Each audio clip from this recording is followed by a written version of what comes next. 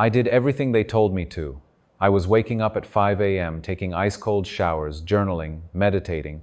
I was optimizing every single second of my day. I was supposedly on the fast track to becoming the best version of myself. So why did I feel more anxious, exhausted, and empty than ever? Turns out my brain wasn't getting better. It was melting. And if that sounds familiar, you are definitely not alone.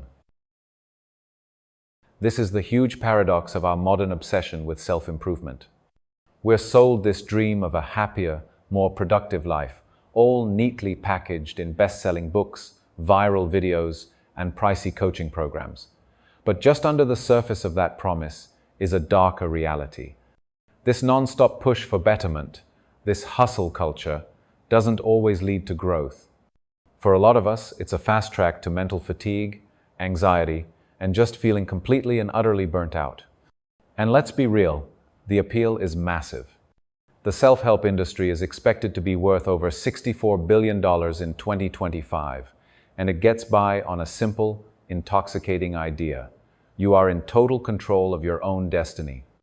Gurus and influencers sell you on a world where any problem, money, love, career can be solved with the right mindset, the right routine, or the right productivity hack.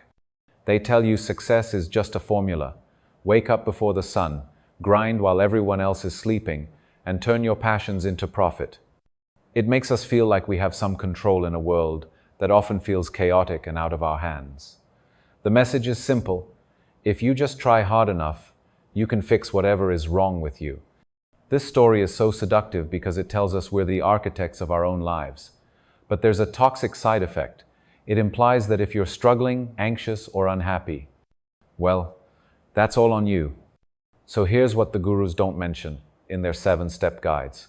Your brain isn't a machine you can endlessly optimize. Think of it more like a muscle.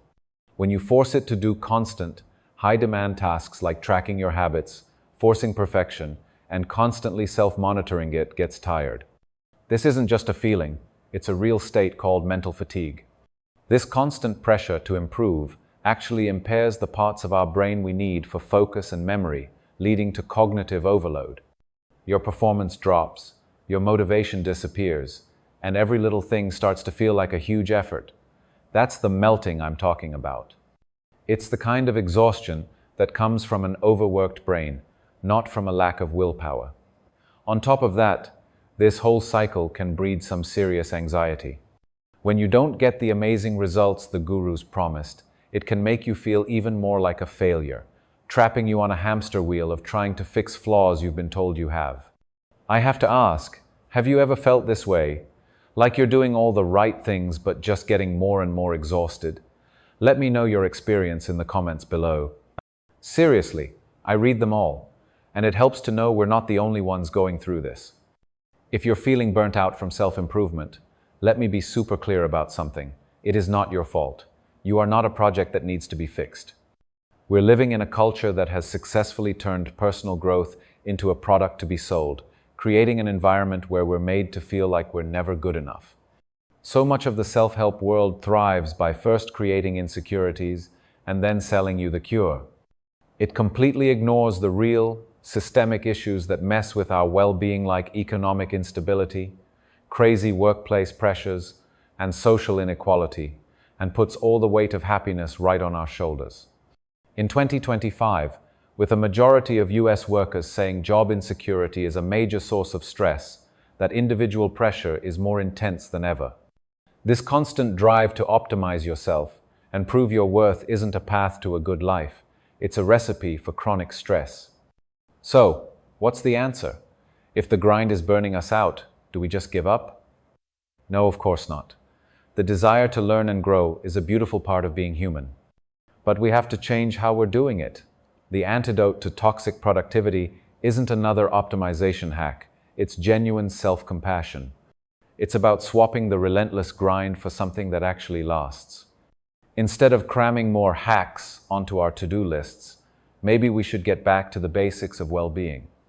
Getting enough sleep, moving our bodies in ways that feel good, nurturing our relationships, and actually allowing for moments of unproductive, spontaneous joy.